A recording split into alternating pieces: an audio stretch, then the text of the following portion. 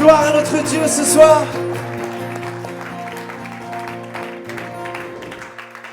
Amen, merci Seigneur, merci pour ce temps de louange. J'aimerais qu'on puisse simplement continuer, on peut se rasseoir bien sûr, bien entendu, mais juste le rappeler encore à notre âme ce soir, combien Dieu est grand.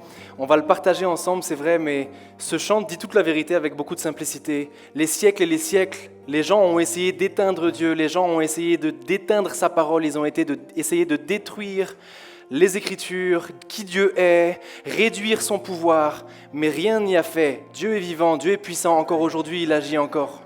Est-ce qu'on peut fermer nos yeux ensemble simplement et le proclamer une dernière fois dans nos propres mots, peut-être tous ensemble, dans nos cœurs ou bien à haute voix, mais dire c'est vrai Seigneur, tu es grand, tu es digne d'être adoré, ton nom est tout puissant. On a essayé des milliers de fois de t'enterrer, on a essayé des milliers de fois de te réduire à la stature d'un homme simplement, on a essayé des milliers de fois de faire de toi un simple prophète, mais rien ne pouvait arrêter ton histoire de la rédemption, notre rédemption. Rien ne pouvait aller à l'encontre de ta présence, de ta parole, de ta puissance. Et aujourd'hui, 2000 ans après toi, Jésus, sur terre, nous vivons encore toutes les conséquences de ton action à la croix, de ta victoire, alors que nous ne méritions rien. Mais oui, je veux chanter jusqu'à la fin de ma vie combien Dieu est grand, combien son nom est tout puissant, combien il ne change pas. Sois élevé ce soir dans nos vies, sois élevé dans ce temps qu'on va vivre ensemble. Sois glorifié dans nos pensées, sois glorifié dans nos paroles, sois glorifié dans nos échanges ce soir. Sois élevé, Seigneur. Il y a un des acteurs majeurs de cette fameuse réforme dont on va parler qui disait vouloir éteindre Dieu, ça revient à vouloir détruire une enclume avec un marteau. On ne peut pas le faire. Même si on pouvait essayer, des centaines et des dizaines et des différents empires ont essayé de le faire, Dieu est toujours là. Et Dieu n'a pas changé, et Dieu peut agir encore dans nos vies. Et ça passe aussi par ce moment qu'on va vivre ce soir de compréhension. Et je vous prie de me croire, pas intellectuel, mais spirituel, de qui Dieu est, de ce qu'il a fait, et de toutes ces années qui sont passées avant nous, avant aujourd'hui, dans lesquelles Dieu a agi. Et on va aller au travers de ces histoires ensemble. J'ai été positivement défié alors que j'ai lu ces différents livres sur, on va en parler, sur la réforme, etc., etc. Et je suis sûr que vous allez repartir édifié dans votre foi, dans votre feu, comme moi je l'ai été. Simplement, c'est important pour moi, merci pour le temps de louange. C'est important pour nous et je remercie Mercio aussi parce qu'on en est là ce soir dans ce temps d'échange, parce que ça va être un temps d'échange, parce qu'un jour je lui partageais juste que j'étais en train d'être secoué par un livre. Je lisais un livre sur les réformateurs et on va aller après dans les mots un petit peu au fur et à mesure. Et puis Alicia en est témoin, ma femme en est témoin à la maison tous les soirs pendant une petite période. Je lisais ce livre, il nous parlait des 10 plus connus des réformateurs. Protestants, et à chaque fois j'allais me coucher le soir et j'étais secoué positivement par le feu qui les animait, par le zèle qui les animait, le courage qui les animait, et ça me remettait aussi en question, encore une fois positivement, sur à quel point mon Dieu mérite encore plus, à quel point il est encore plus digne de mes pensées, mes paroles, mes actions, ma dévotion, notre unité aussi en tant qu'Église, les relations, le soutien, l'amour, etc., etc. Et je lisais ce livre et j'en parlais avec Mercio et je disais, je suis secoué par ce livre, et puis il me disait, viens, parle-en, ça peut être intéressant qu'on aille ensemble dans nos origines. Vous êtes d'accord avec ça ? Non pas historiquement, vous vous rappelez de ce que je dis souvent, et on le redit encore ce soir, la Bible et tout ce qui a suivi avec les écrits autour de la Bible, c'est pas pour notre information, mais pour notre transformation. Ok ? Et c'est ce qu'on va faire ce soir. Prenez le temps pendant que j'installe juste le truc de dire à votre voisin, ça va aller, ça va bien se passer.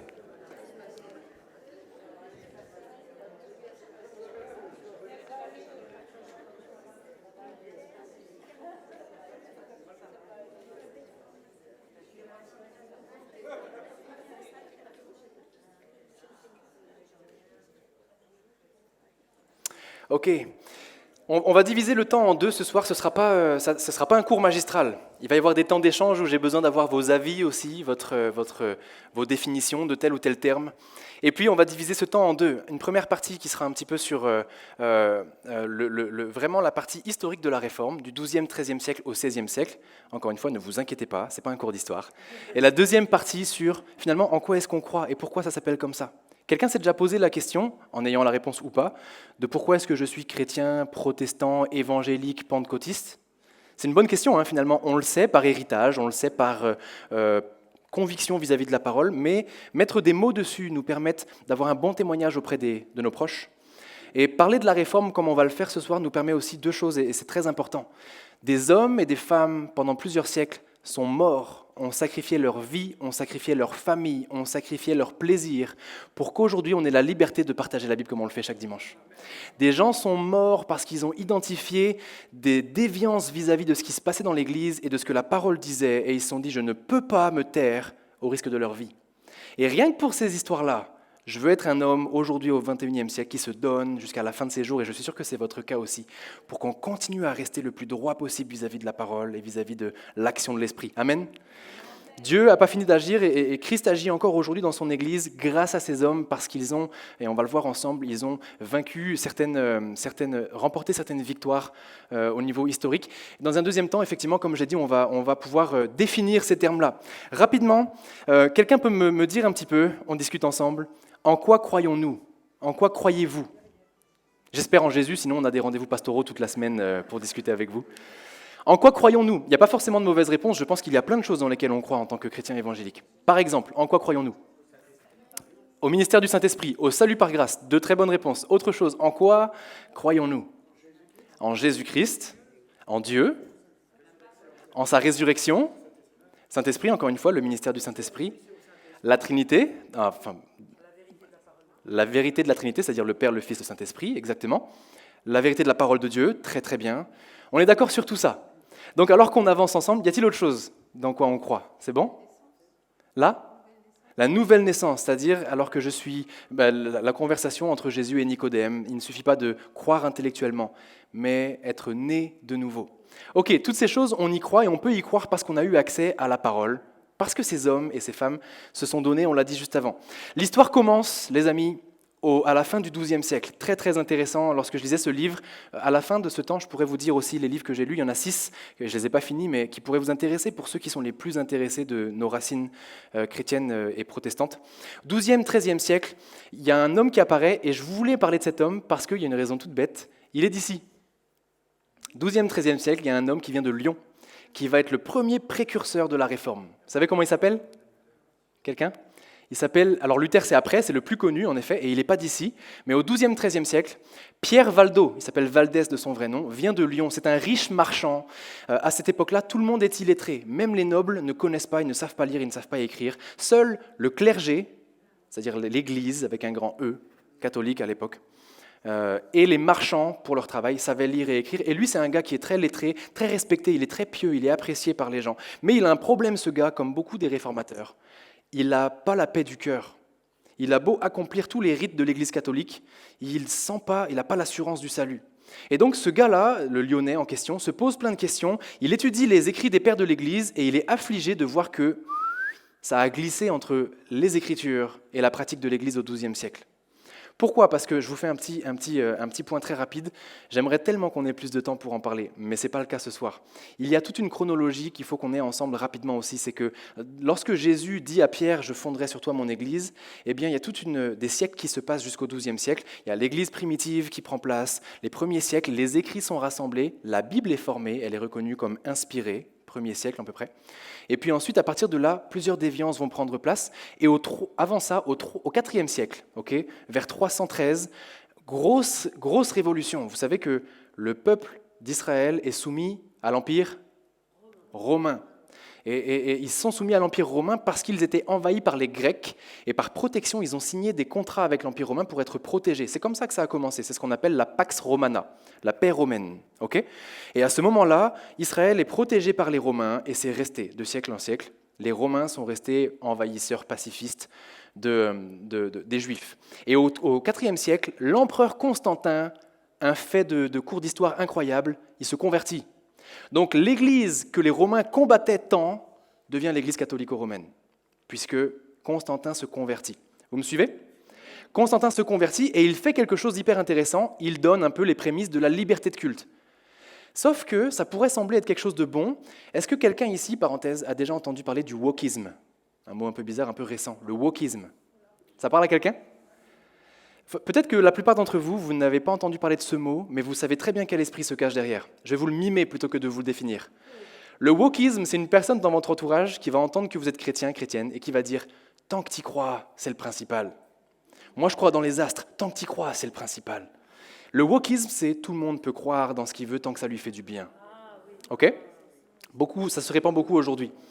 Et en fait, Constantin n'est pas un précurseur du wokisme en tant que tel, mais de la pensée qu'il y a derrière, parce que son écrit le plus connu en termes légal, c'est qu'en gros, chacun peut croire en ce qu'il veut, parce que ça peut être que bénéfique si tous les dieux du monde et de l'univers sont avec nous. Vous voyez sa mentalité ? Mais toujours est-il, il se convertit, semble-t-il, et il y a un changement qui est opéré. Ensuite, à partir du 5e jusqu'au 12e siècle, je tais cette partie de l'histoire parce qu'il faudrait plus la creuser, on va de déviance en déviance. L'Église catholico-romaine instaure de plus en plus de choses en plus des évangiles. Et alors que les gens sont de plus en plus illettrés, la lecture est de plus en plus exclusive. Elle est en latin, les gens ne la comprennent plus, et donc l'Église catholique la modifie, la transforme et la met à sa guise, à son service. À tel point que des choses sont mises en place telles que les indulgences. Et on va en reparler un petit peu tout à l'heure, certains connaissent déjà. Et donc c'est dans un contexte comme ça, le XIIe siècle, qu'apparaît ce fameux Pierre Valdo, qui se dit « Mais où est-ce qu'on va ? Qu'est-ce qui se passe entre les Écritures qu'on lit nous aujourd'hui, mais qui à l'époque étaient peu répandues à cause du manque d'éducation. Où est-ce qu'on s'en va ? Qu'est-ce qui est en train de se passer ? Et pour lui, c'est inadmissible qu'il y ait une telle différence entre l'Église et les Écritures. Il est affligé par le principe de la transsubstantiation. Dites avec moi, transsubstantiation. Un mot barbare pour dire simplement que Pierre Valdo était révolté contre un principe de l'Église catholique avec lequel Jésus est réellement présent dans le pain et le vin. C'est-à-dire que pour ce principe de la transsubstantiation, lorsque nous prenons le repas du Seigneur, Jésus est réellement, littéralement, son corps est réellement présent de manière mystique dans les morceaux que nous mangeons. Il se révolte contre ça et contre l'adoration justement de ce pain et de ce vin. Bref, il est apprécié, il est pieux, il devient un ambassadeur de l'évangile, du salut par grâce. Et écoutez bien ce fait, c'est pour ça que je parle de Pierre Valdo rapidement comme une parenthèse, c'est aussi parce qu'il est d'ici, mais hyper intéressant de voir ça. Et ça nous prouve que Dieu protège son Église contre toutes les puissances et dominations qui peuvent se lever et contre toute logique. Pierre Valdo, qui est lyonnais, va être pourchassé par l'archevêque de Lyon à la fin du XIIIe, début du XIVe siècle. Poursuivi ardument par l'archevêque de Lyon, qui veut quoi ? Il veut le mettre sur le bûcher, littéralement, parce que j'ai tué cette partie-là de l'histoire, mais du 1er au XIIe siècle, de nombreuses persécutions et martyrs ont eu lieu, à commencer par Paul et Pierre, dans les années 60 après Jésus, qui sont morts sacrifiés et exécutés à cause de leur foi. Et Pierre Valdo, incroyable cette histoire. Il est à Lyon, il est lyonnais, il sait que l'archevêque de Lyon le recherche, et les écrits nous disent qu'il le recherche quotidiennement. Il n'y a pas un jour qui passe sans que l'archevêque de Lyon ne déploie des gardes rapprochés pour choper Pierre dans la région lyonnaise. Les écrits nous disent que Pierre Valdo n'a jamais quitté Lyon pendant ces 3 années. 3 années où cet homme-là s'est caché dans Lyon et était recherché quotidiennement, 3 années pendant lesquelles il n'a jamais été trouvé, 3 années pendant lesquelles il a répandu de disciple en disciple la parole de Dieu. Rien ne pouvait l'arrêter. Dieu ne peut pas être arrêté lorsqu'il est dans l'obéissance d'un serviteur, lorsqu'il est dans la foi d'un serviteur ou d'une servante. Et c'est une histoire extraordinaire, moi je la trouvais authentiquement encourageante parce qu'il a choisi ce qui était bon et Dieu l'a protégé derrière. 3 années sans qu'il se fasse trouver. Ensuite, il fut chassé et il va fonder la communauté des pauvres de Lyon, qui va s'exporter dans une autre région que vous connaissez bien, le Piémont français et italien, Turin, tout ça, pas loin d'ici. Et là, ça va se répandre comme une traînée de poudre. L'évangile va encore grandir, enfin l'évangile, en tout cas les premières thèses, antithèses de l'Église catholique que lui va répandre, vont se répandre. Le salut par grâce va se répandre, etc. Puis lui va revenir en France, dans le sud, puis en Picardie, puis en Allemagne. Et il a lancé quelque chose qu'on ne pourra plus jamais arrêter, la réforme, 12-13e siècle. Okay, c'est le premier. On avance un petit peu rapidement. 14e siècle, ça continue, on est un petit peu après Pierre Valdo. Et là, c'est un siècle, quelqu'un s'en rappelle peut-être des cours d'histoire, le 14e siècle en Europe ? Pardon ? Calvin, c'est après. On va y venir, Gabi, en effet. En Europe, au 14e siècle, rapidement, c'est l'angoisse totale. Peste en peste, famine en famine, guerre en guerre, pauvreté en pauvreté, il n'y a rien qui va. Si bien que tous les habitants de l'Europe moderne d'aujourd'hui, anglais, italiens, français, etc., sont dans une peine totale, une recherche de Dieu, mais sans savoir qui est Dieu, puisqu'ils sont privés, vous vous rappelez, de l'Évangile dans leur langue. Et donc il y a une angoisse qui s'installe sur toute l'Europe, une obscurité, et les gens cherchent à savoir est-ce que je suis sauvé, est-ce que j'ai la paix du cœur. Et l'Église catholique saisit ce moment opportun pour mettre en place, ce que je disais tout à l'heure, les indulgences. On est au XIVe siècle. Les indulgences, c'est quoi ? C'est l'Église qui, je vais dans les grandes lignes, en gros, va dire « Venez, payez, et nous, en échange, on vous donne ce cachet qui vous stipule que vous êtes sauvés par grâce. » Enfin, sauvés, même pas par grâce, sauvés par le Dieu que nous, semblerait-il, nous adorons. Et les gens payaient allègrement pour avoir la paix du cœur et le salut divin. Et l'argent allait directement dans la création de la basilique Saint-Pierre de Rome. Ok, vous vous rendez compte de comment on a glissé depuis le ministère de l'amour de Jésus? Et donc cette chose-là se met en place, les gens sont dans le désarroi et l'Église catholique saisit l'occasion par rapport aux indulgences. Et c'est dans ce contexte-là qu'apparaît un autre homme, peut-être le nom vous parle, John Wycliffe. Quelqu'un connaît? Pareil, vous le connaissez sans le connaître, je pense. Il existe encore aujourd'hui une association qui porte son nom et qui est toujours très active dans le monde entier, la Wycliffe justement. Son but, c'est de traduire la Bible dans toutes les langues et tous les dialectes du monde. Okay, et elle est en chemin. Ça vient de John Wycliffe, 14e siècle, qui était un Anglais qui fait partie de ces gens-là qui étaient terrorisés par le manque d'assurance du salut et par le manque d'enseignement de en quoi je crois finalement. Quelqu'un peut me dire, s'il vous plaît, qui est ce Dieu et qu'est-ce qui est vrai et qu'est-ce qui n'est pas vrai? Et il est traumatisé dans son être intérieur par rapport à ça. Il va étudier les Écritures et il va être connu pour une phrase bien précise. L'Évangile est l'unique source de religion, point. Il va se mettre à dos toute l'Église catholique, il va commencer à disséminer à droite à gauche un militantisme contre le pouvoir catholico-romain, pour mettre les Écritures au-dessus. Et il va commencer à traduire la Bible en anglais. Ok, je passe, je suis obligé d'aller vite. Hein. On arrive au XVe siècle. Ensuite, après Wycliffe et après notre ami lyonnais Valdo, mon préféré, celui qui m'a touché le plus, il s'appelle Jan Hus. C'est un gars de Prague, donc il est tchèque. Et pareil, c'est un homme qui a un doctorat, qui est lettré, qui a étudié la parole. Et il devient, par la grâce de Dieu, j'en suis sûr, le conseiller prioritaire de la reine de Bavière, au niveau théologique. Et il lui est légué la responsabilité de la plus grande chapelle catholique de Tchéquie. Je ne sais pas si on me disait Tchéquie à l'époque, mais en tout cas de son pays. 3000 places dans cette chapelle. Et il y prêche tous les jours.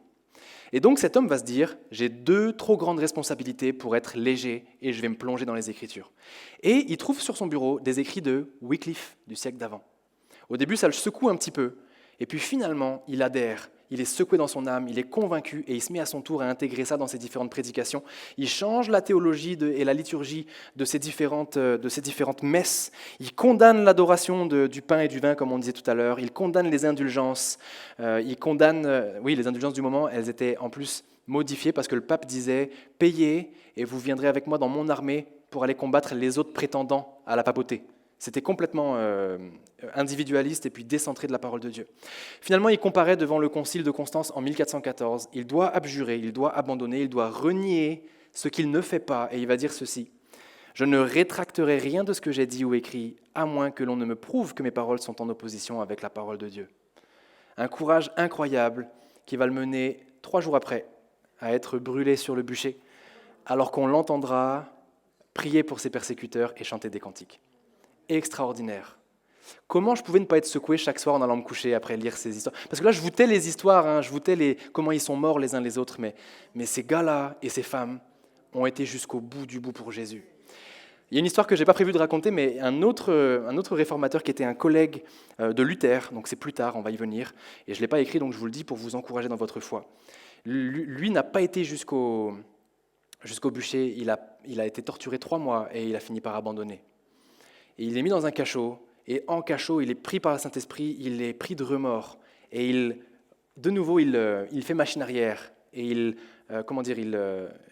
abjure ce qu'il a abjuré. Vous voyez ce que je veux dire? Il revient sur exactement, et il est brûlé sur le bûcher aussi au final. Mais une belle histoire je sais que c'est terrible, mais c'est censé être édifiant pour notre foi dans le sens où Dieu n'avait pas dit son dernier mot, et cet homme, il s'est senti repris et puis il s'est dit « Je préfère mourir pour Dieu et pour Jésus et pour la vérité que de vivre dans ce cachot 1 minute de plus. » Donc oui, c'est troublant, je le sais. Mais c'est pour ça que je voulais qu'on ait ce temps de partage. Nous devons savoir de qui et de la vie de qui on a l'héritage de notre liberté aujourd'hui et de cette vérité qui circule dans la parole de Dieu et qu'on peut lire si facilement.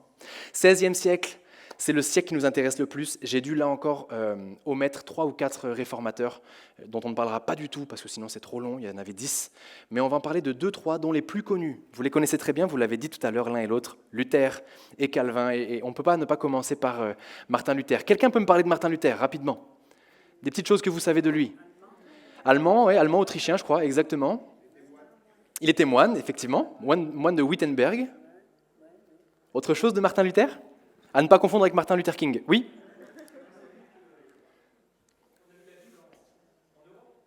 Il a participé grandement, effectivement, à la traduction de la Bible en langage germanique alémanique. Et donc, en effet, c'était une de ses dernières œuvres avant de mourir. Ouais. Alors, il ne l'a pas découverte, il s'est basé sur la Vulgate, c'est-à-dire la Bible en latin, et il l'a mise en opposition avec ce qu'on appelle le canon, bref, avec les écritures inspirées exclusivement, et il a rédigé la Bible en allemand à partir de ça. Ouais. Autre chose sur Martin Luther ? C'est déjà très très bien. Martin Luther, c'est un homme qui est doctorant en droit quand il change complètement de vie pour se donner à la vie de consécration à Dieu, mais encore une fois pour des motifs particuliers. Lequel ? Le même que les deux d'avant. Il n'est pas bien dans son cœur. Il n'a pas l'assurance du salut avec l'enseignement catholique que pourtant il prodigue lui-même. C'était un théologien, un spécialiste de certaines épîtres. Il enseignait fréquemment après son doctorat en droit. Et il est perturbé dans son être intérieur parce qu'il n'a pas l'assurance du salut, il n'a pas la paix, il ne comprend pas tout. Et donc ce moine de Wittenberg va commencer à creuser beaucoup plus les Écritures. Il va devenir, pour la petite histoire, un spécialiste de l'épître aux Romains. Et Dieu va le choper sur un verset, Romains 1, 17. « Le juste vivra par la foi ». Et là, il s'est dit, est-ce qu'on peut arrêter de lire comme ça en diagonale ces phrases-là, ces versets, et est-ce qu'on peut les creuser un peu ? Il s'est dit, le juste vivra par la foi, mais qu'est-ce que ça veut dire ? Et de fil en aiguille, sauvé au moyen de la foi, par la grâce seule, il s'est dit, mais qu'est-ce qu'on est en train de faire depuis des siècles, alors que tout est là et tout est simple, va vers Jésus. Je grossis les traits.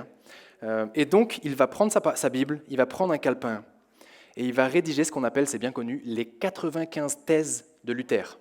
Qu'est-ce que c'est les 95 thèses de Luther ? C'est simplement 95 thématiques dont il a trouvé dans la Bible une opposition avec ce qui se passait dans l'Église. C'est-à-dire que l'Église catholique faisait ça, et lui il lit dans la Bible que l'Église dit de faire ça, et bien il note. Et il publie ces 95 thèses sur la porte de son Église à Wittenberg, et ça va devenir viral. Pourquoi ? Parce qu'à la même période, qu'est-ce qui se passe pour ceux qui n'ont pas sauté les cours d'histoire ? On est au XVIe siècle, qu'est-ce qui se passe comme élément marquant ? Eh ouais, merci. Gutenberg, l'imprimerie. Traînée de poudre, les 95 thèses. Ça devient hors du contrôle de l'État, ça devient hors du contrôle de l'empereur à l'époque germanique, c'était Charles Quint, et avant lui c'était Maximilien. Et ça secoue l'Allemagne, ça secoue l'Europe, et l'État l'Église catholique commence à se dire on doit faire quelque chose. Il y va franco, sans mauvais jeu de mots, cher Franco. Il y va franchement, Martin Luther, avec ses thèses et avec sa vision des choses. Et grâce à l'imprimerie, ça se répand. Et il va mettre en place les piliers qu'on connaît encore aujourd'hui. Sola fide, sola gratia et sola scriptura. Il y a aussi solus Christus, bien sûr, derrière, et puis soli Deo gloria. Mais les trois piliers principaux, seulement la foi, seulement les Écritures saintes et seulement Dieu. Seulement à Dieu soit la gloire. L'une de ces thèses, je vous la lis très très vite, elle fait une seule phrase, la thèse numéro 43. « Mes bonnes œuvres ne me sauvent pas, mais sont une conséquence naturelle de ma relation avec le Seigneur et donc preuve de mon salut. » Il faut comprendre qu'à l'époque c'est révolutionnaire. Il inverse ce qui est enseigné depuis des siècles et des siècles. Tes œuvres ne te sauvent pas. Tes œuvres doivent être une conséquence visible de tous, naturelle du changement invisible que Dieu a opéré par la grâce seule et pas par les indulgences. Mais il faut comprendre qu'à l'époque, c'est complètement révolutionnaire et ça risque de détruire le business de l'Église catholique. Donc il y a des guerres qui prennent place. Je vous rappelle que l'État n'est pas encore très stable. Il y a eu les pestes juste avant, etc. etc. et ça continue encore 15e, 16e. Il y a des guerres qui suivent de la persécution. L'Église catholique est outrée, l'empereur Maximilien et Charles Quint vont contre lui, etc. Il est contraint de s'enfuir à Wartburg, et c'est là qu'il va finalement effectivement se donner à la traduction de la Bible en langage germanique. Et c'est là que naissent différents courants réformés, etc. Je suis obligé d'aller vite, bien sûr, sur ça. L'Église catholique perd du pouvoir et lance la contre-réforme. Elle lance un mouvement, les jésuites, et elle se saisit de l'art baroque pour continuer à exister et à avoir de l'influence sur le peuple. Mais rien ne pouvait plus arrêter la réforme. C'est une allumette qui a été craquée et ça donne ce qu'on vit aujourd'hui. On va y venir un petit peu. Et donc Martin Luther continue son œuvre. Et la naissance des protestants a lieu en 1529. Si vous voulez retenir une date, c'est celle-ci. Le mot protestant, on va venir juste après à ça. Le mot protestant tel qu'on l'utilise aujourd'hui va être utilisé pour la première fois dans son contexte en 1529, 12 ans après les 95 thèses de Luther. Les protestants. Ça entraîne une guerre entre les protestants et les catholiques. Ensuite, j'avance rapidement, juste 2-3 lignes, sur un autre réformateur qui est connu aussi, c'est Zwingli, pour ceux qui l'ont déjà entendu. Il est en Suisse. Vous savez que la Suisse, c'est le terreau un petit peu de la réforme. Pour ceux qui connaissent, il y a le mur des réformateurs à Genève, avec une dizaine, voire une vingtaine, je ne me souviens plus, de réformateurs qui y sont alignés. Et Zwingli va dénoncer, il va enseigner Et il va abolir la messe à Zurich et dans les grandes villes. Il va les remplacer par une liturgie vraiment comme on la vit aujourd'hui un peu plus. Et voici ce qu'il va dire. Restez avec moi pour les 2 phrases. J'en ai noté 2. Il y en a une dizaine de phrases très connues de Zwingli. Je vais juste remonter ça un petit peu comme ça. Hop. Zwingli va dire ceci. « Voici une règle pour nous, chrétiens. Mieux vaut être mis à mort que d'écarter la vérité ou de la passer sous silence après l'avoir connue. » Zwingli, il ne blaguait pas. Et il dit une autre phrase que j'ai trouvée intéressante aussi dans le contexte de l'époque. Il dit « Si le pasteur n'a plus le droit de dire la vérité dans l'Église, qu'on engage un barde avec une fifre et une lutte, des instruments de musique, car voilà ce que tout le monde aime et qui ne scandalise personne. » J'ai voulu la mettre parce que je l'ai trouvée intéressante dans le sens où elle est il y a plus de 5 siècles.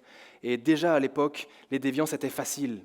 On se détournait si facilement des Écritures seules, qui parfois, on est d'accord, nous font du bien, et qui parfois, elles viennent nous chercher avant de nous faire du bien. On est d'accord sur ça ? On a besoin parfois d'être corrigé, c'est pour ça, pardonnez-nous, Mercio, moi-même, d'autres, si parfois les textes sont durs, c'est pas nous, on l'a pas écrit.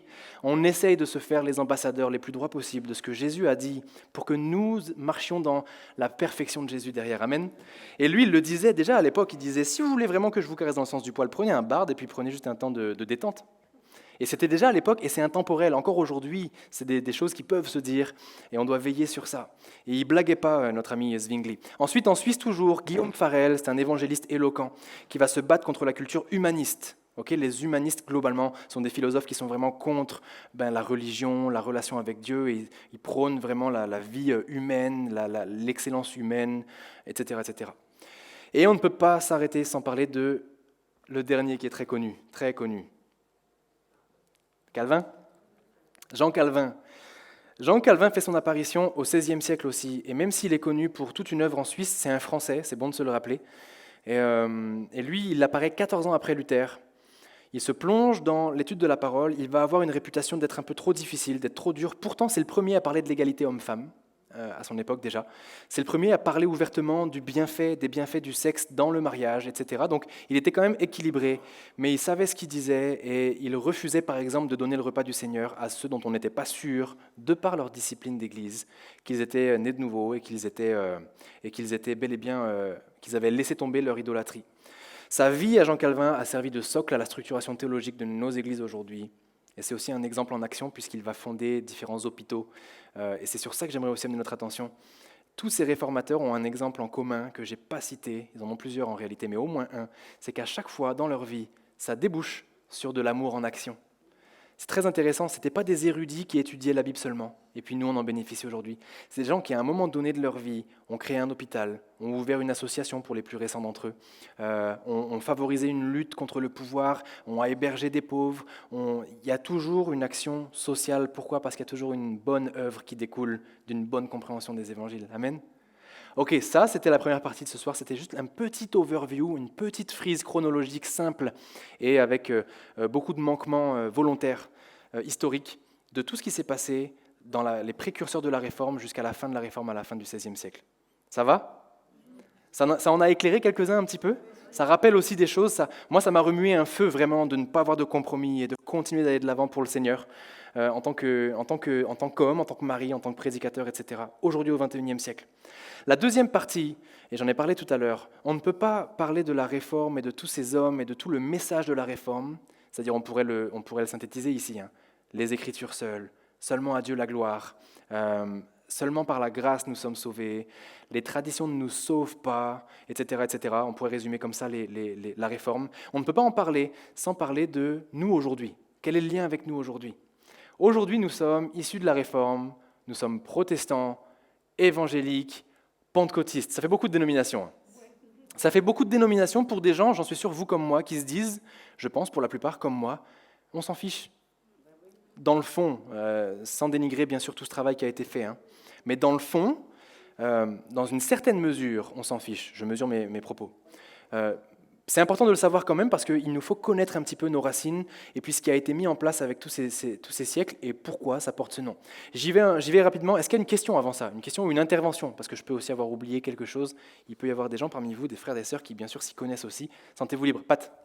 Quand ils traduisaient la Bible, comme c'est l'Église catholique qui se reposait sur quel...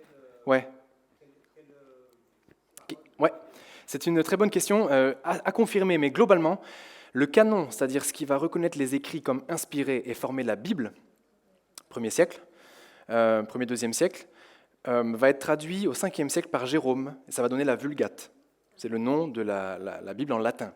Mais la Vulgate, au fur et à mesure, va être forcément arborée, modifiée, complémentarisée, je ne sais pas si on peut dire, par les différents papes et autres curés et grands noms de l'Église catholique qui veulent mettre leur truc ou qui veulent enlever des choses. Donc la Vulgate a bougé un petit peu.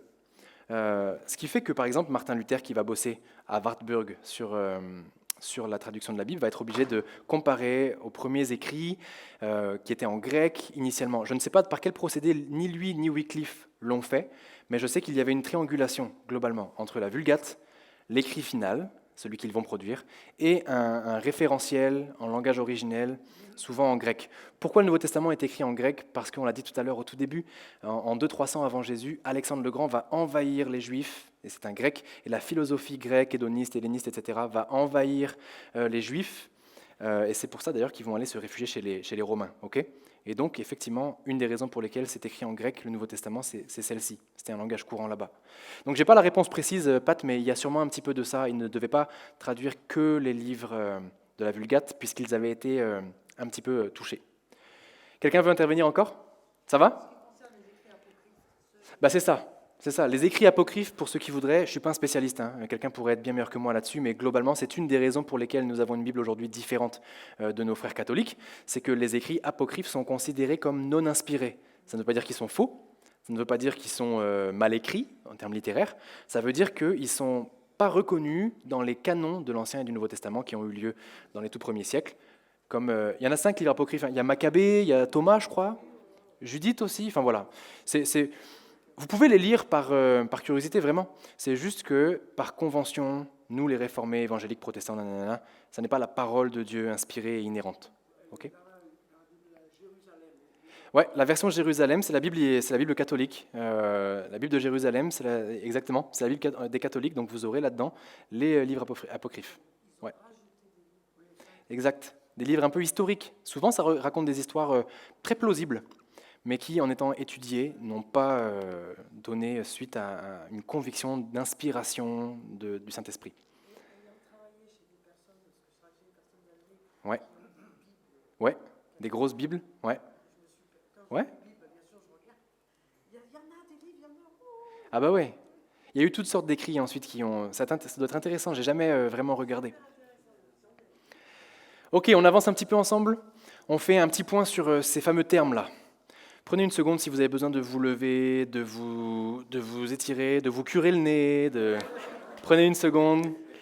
Et encore une fois, ça va bien se passer. Vous me coupez quand vous voulez. Ce n'est pas un cours magistral, je ne suis pas un spécialiste. C'est juste, on ratisse un petit peu cette période. Ok, on l'a dit un petit peu tout à l'heure. Je commence par la base. Nous sommes des protestants. Quelqu'un peut me dire un petit peu d'où ça vient? J'en ai parlé un tout petit peu, mais il y a peut-être d'autres... Protestants. Ça veut dire protester, ok. C'était facile comme réponse, ça. Mais c'est pas faux, c'est vrai. Y a-t-il autre chose? En opposition, ok. Opposition à quoi? À la religion catholique, à l'Église catholique romaine, etc. Effectivement. Oui? Oui. Ouais.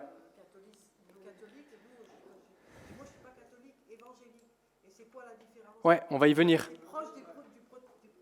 Oui, on va y venir. Ok, j'avais pas prévu de répondre à ça, mais avant même d'avoir étudié tout ça, humblement, dans les conversations que je pouvais avoir quand je faisais du covoiturage ou quand je rencontrais des proches pas chrétiens, il y avait souvent 5 différences que je notais entre les catholiques et ce que nous sommes. Si vous voulez les avoir en tête, elles sont simples, ça me permettait d'avoir des conversations avec eux.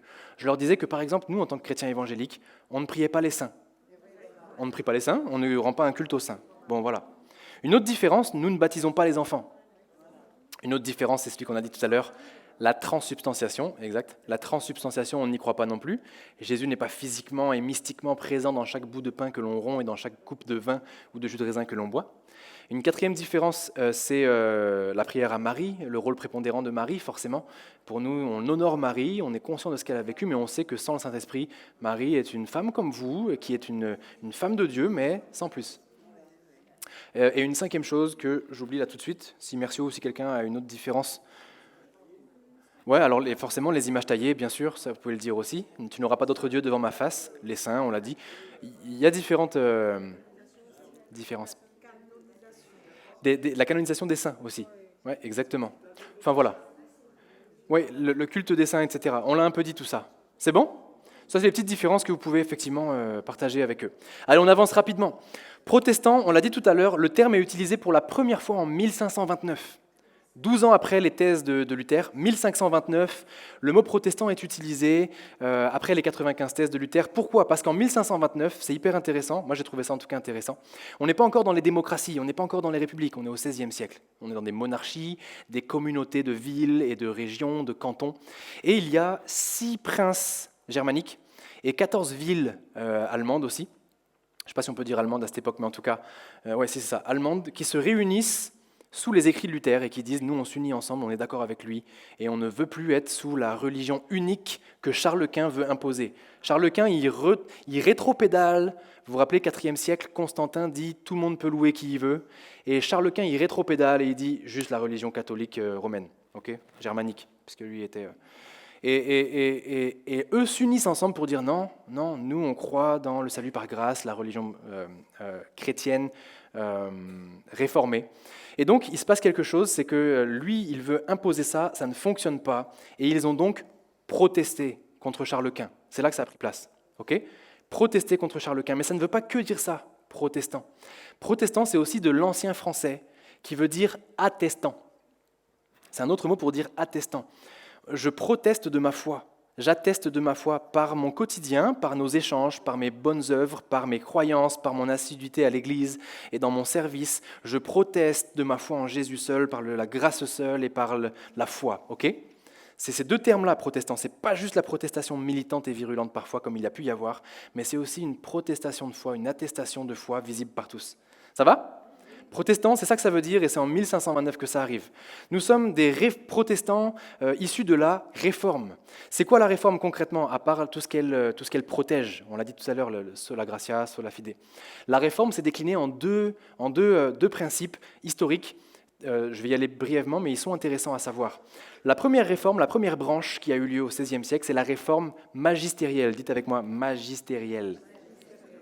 La réforme magistérielle vient de magistrat, la magistrature. Ça veut tout simplement dire, on ne va pas s'étendre, ça veut tout simplement dire qu'il y a eu une réforme qui a quand même préservé la coopération entre l'État et l'Église.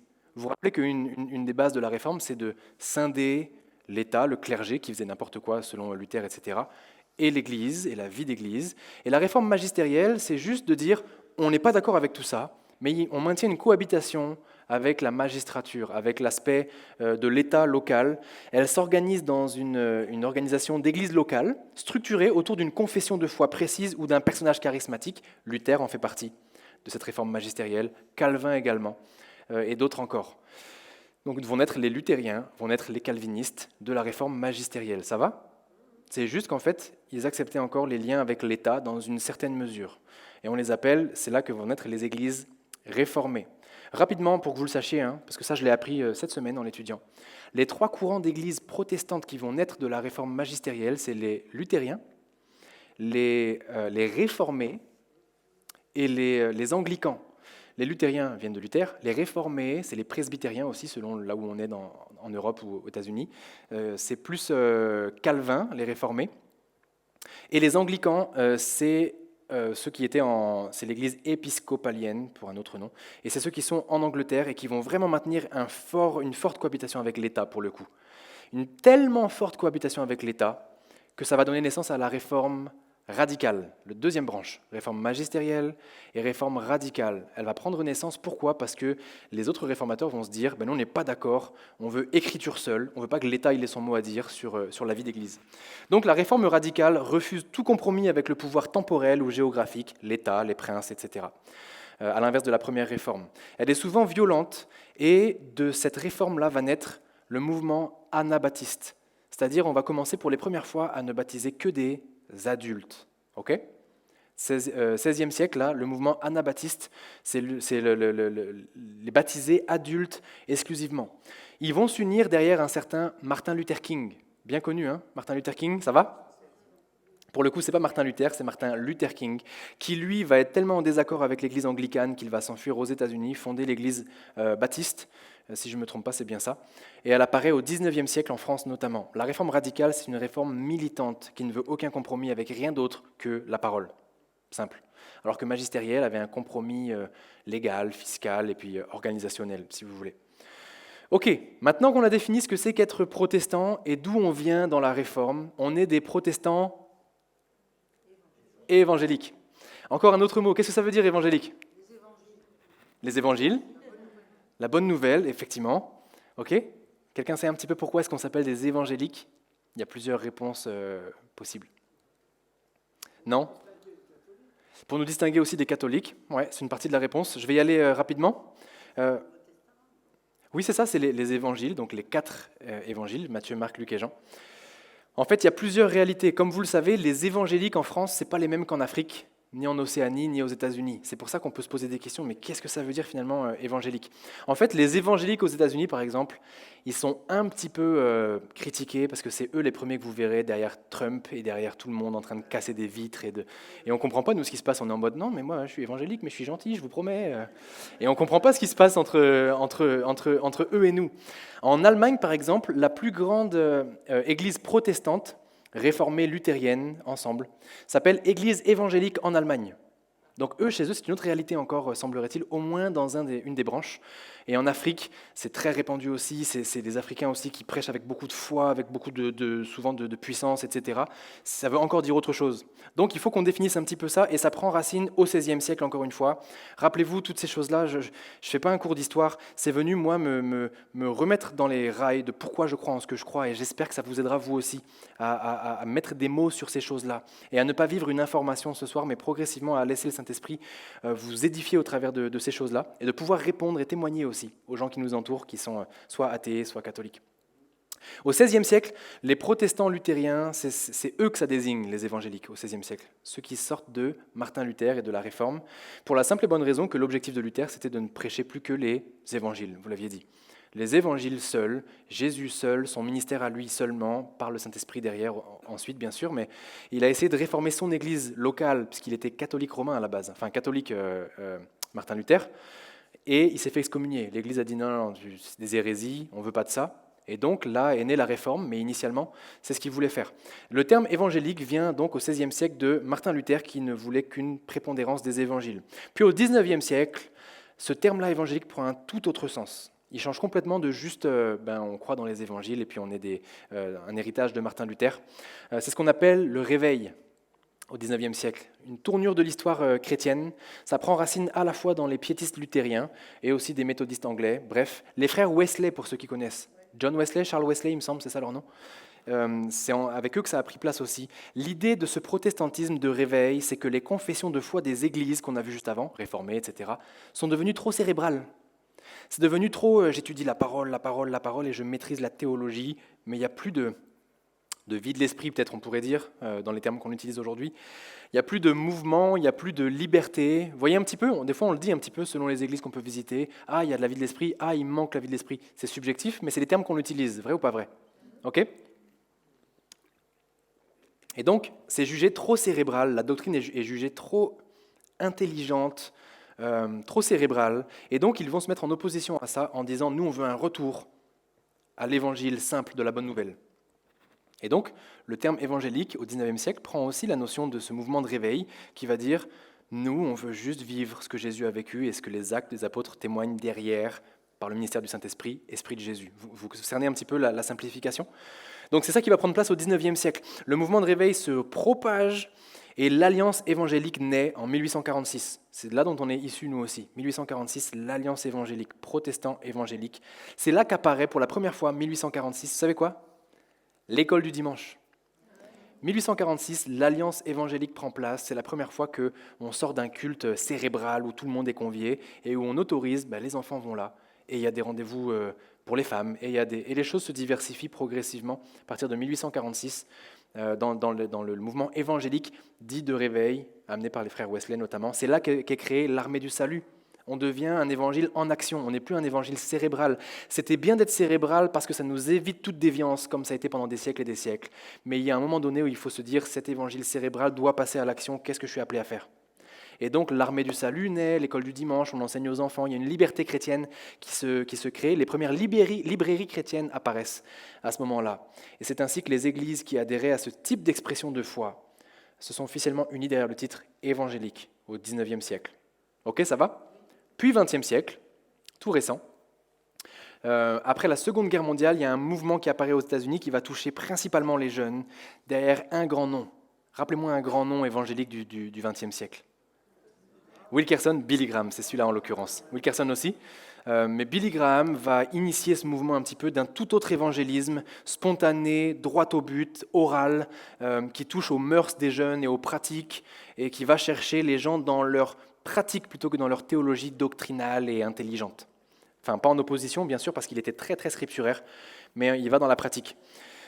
En résumé, être évangélique, c'est, et je finis tranquillement, être évangélique, c'est une lecture assidue aux Écritures, c'est notre cas. C'est ce qu'on essaie de prêcher jour après jour, et de lire jour après jour, et de comprendre jour après jour. C'est une conversion personnelle et individuelle, non pas achetée par des indulgences ou par des bonnes œuvres, mais par une juste compréhension de ce que Jésus a fait pour nous il y a 2000 ans. Et c'est également le développement de l'importance de l'événement de la crucifixion dans la vie du chrétien et de la résurrection de Jésus comme acte premier de nos croyances. Et, j'ai trouvé ça hyper intéressant, le militantisme. Intéressant parce que les différentes dénominations doctrinales et puis cérébrales, comme on disait, il leur manquait parfois ce côté militant. Et une bonne compréhension des Écritures nous amène, on l'a dit plusieurs fois ce soir, à des bonnes œuvres. Jacques en parle, le pauvre et l'orpheline et la veuve, etc. Nous devons passer à l'action et c'est pour ça que l'armée du salut, etc. sont arrivés. Et j'ai trouvé ça intéressant que ça fasse partie, aujourd'hui encore, dans la définition des évangéliques tels qu'on les conçoit et tels qu'on l'est, des caractéristiques. Le militantisme. Exemple très concret pour nous montrer à quel point, moi le premier, on est parfois dans l'oubli de cet aspect-là de théologie pratique et de vie pratique de notre foi. La planète va mal, l'écologie est toujours là, mais bien souvent on néglige. Et moi le premier, hein. S'il n'y avait pas eu une Alicia dans ma vie, je serais encore aujourd'hui en train de négliger beaucoup l'écologie. Elle a beaucoup favorisé mon éveil au fait qu'on sait que cette planète est maudite. On le sait en tant que chrétien. Malgré tout, Dieu nous a donné dès l'origine des responsabilités qui ne sont pas abolies aujourd'hui encore. Et on ne peut pas tout changer, vous ne pourrez pas tout changer. Mais une juste compréhension de ce que Jésus a fait en mourant pour toi, pour moi, nous pousse, incluant dans l'écologie et dans d'autres militantismes que vous avez certainement en tête et que je ne devine pas là maintenant, à se dire, c'est pas grand-chose, mais je fais le tri. C'est pas grand-chose, mais je réduis mes machines. C'est pas grand-chose, mais je covoiture plus. C'est pas grand-chose, mais etc. Mettez les mots que vous voulez. Aucune accusation, vous l'avez compris dans mes propos, parce que premièrement, je ne vous connais pas et je ne connais pas vos pratiques personnelles. Et deuxièmement, parce qu'il a fallu que moi-même je me repente et que je continue quotidiennement à essayer de faire attention. Ça passe par, parenthèse, hein, c'est pas prévu, mais ça passe par des moments tout bêtes où vous faites les courses et au lieu de racheter ce shampoing que vous aimez bien en plastique depuis 25 ans, et vous avez accumulé un truc de plastique qui est jeté on ne sait pas où et qui ne va jamais vraiment se détruire, prenez la version savon dur. Et puis c'est terminé. Et là, vous avez fait une bonne œuvre écologique. Bref, on pourrait étendre ça à d'autres militantismes d'œuvres sociales. Merci à Marchons Ensemble et aux banques alimentaires et à tout ce que... Ça, c'est la vie du chrétien évangélique aujourd'hui. Amen. Ok ? On passe à l'action. On fait ce qu'on peut. On ne peut pas tout changer. On ne peut pas donner tout notre argent. On ne peut pas... Mais on fait ce qu'on peut. Et merci, parce qu'ici, à l'Église Espoir, vous êtes une église, on le dit souvent et je le pense, généreuse. Vous donnez de votre temps. Vous donnez de votre énergie bien fréquemment. Vous donnez de votre argent bien fréquemment, pour qu'on ait ces réunions, pour qu'on ait ce bâtiment, pour que le pauvre et l'orphelin de Rive-de-Gier puisse avoir son colis, pour que, etc., etc., etc. Continuons dans cette direction-là, parce que c'est ça, être le bras étendu de Christ aujourd'hui en tant que chrétien évangélique. Et on termine, et il est très rapide. Il est très rapide, pourquoi ? Parce que c'est la branche d'une dernière étude que je vais commencer à faire sur le mois prochain, c'est le pentecôtisme. Nous sommes protestants évangéliques pentecôtistes, donc là ça va durer juste quelques minutes, parce que ça mérite toute une étude. Pour ceux qui seraient intéressés, encore une fois, je vous le disais, hein, j'ai 6 livres différents pour ces périodes qu'on a traitées, qui pourraient peut-être vous intéresser, pour ceux qui aiment lire et se renseigner sur tout notre héritage. Les églises protestantes trouvent un autre style ensuite au XXe siècle. En 1904 et 1905, quelqu'un se rappelle un peu de ce qui s'est passé ? Je suis sûr qu'il y a quelques spécialistes. 1904-1905. Alors c'est possible qu'il y ait ça, je n'ai pas creusé cet aspect-là, mais c'est fort possible, effectivement, séparation de l'Église avec l'État. Mais si on reste dans l'aspect chrétien, JD, là? Alors oui, les lois associatives, effectivement, de 1904, 1905, effectivement. Il y a eu 1901, je pense aussi, non? Puis 1905, je crois, ou 4. En tout cas, ce qui se passe à ce moment-là, c'est que, comprenez-moi bien, parce que ça, il faut qu'on le saisisse en tant que chrétien aussi. Nous sommes un mouvement pentecôtiste parce que nous croyons... Tiens, pourquoi on est un mouvement pentecôtiste? Ça veut dire quoi? La puissance de l'esprit, l'action de l'esprit, les dons de l'esprit, la vie de l'esprit, c'est plutôt bien résumé. On se base sur quel texte globalement? Ou quels épisodes bibliques? Acte 2, bien, excellent, c'est ça. Merci, bonne soirée, bon retour à chacun.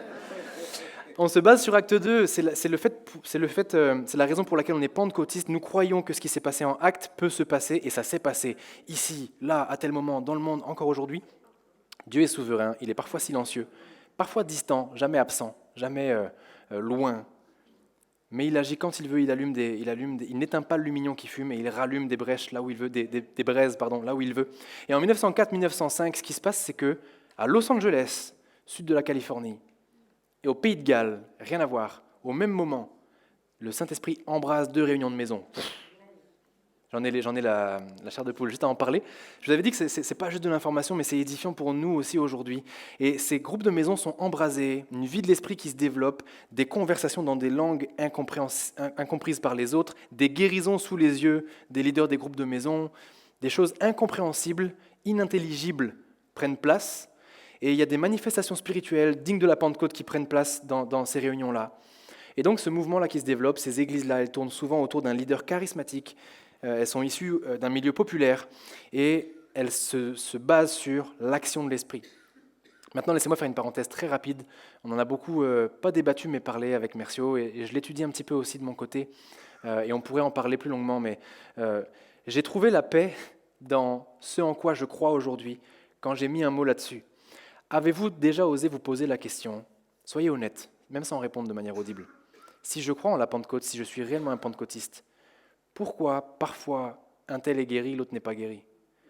Pourquoi est-ce que je manque de foi si moi je n'obtiens pas la prospérité pour laquelle j'ai prié Je sais que c'est des questions un peu bêtes que je pose, mais elles ne sont pas si bêtes parce que je pense qu'on est nombreux à se la poser à un moment de notre histoire, où nos enfants se les poseront, notre entourage se la pose. Oui, on sait que Dieu est souverain, etc., etc. Mais si je suis pentecôtiste et que je crois dans la vie de l'esprit, pourquoi est-ce que je me mets à proclamer des choses? Et parfois c'est ce qui se passe, et parfois c'est pas ce qui se passe.